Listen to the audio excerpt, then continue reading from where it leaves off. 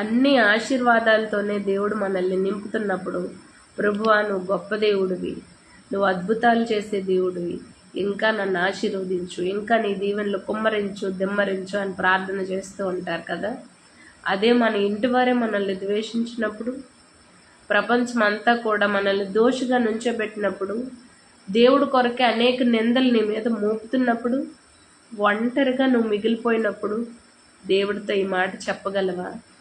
కలిమి చేజారి నన్ను వంచిన స్థితిని తల క్రిందులే చేసిన, రెండింతలుగా దయచేయుదువని, రెండింతలుగా దయచేయుదువని నాకు తెలుసునయ్యా.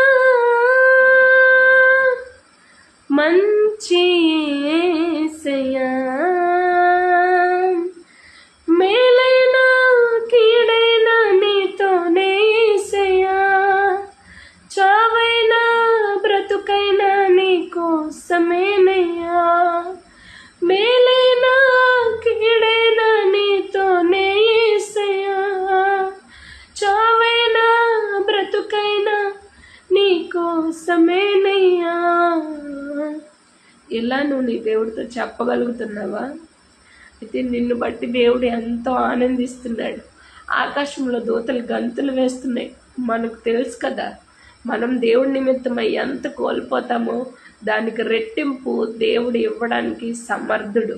ఇలాంటి విశ్వాసం దేవుడు నీలో కోరుకుంటున్నాడు. ఆమేన్.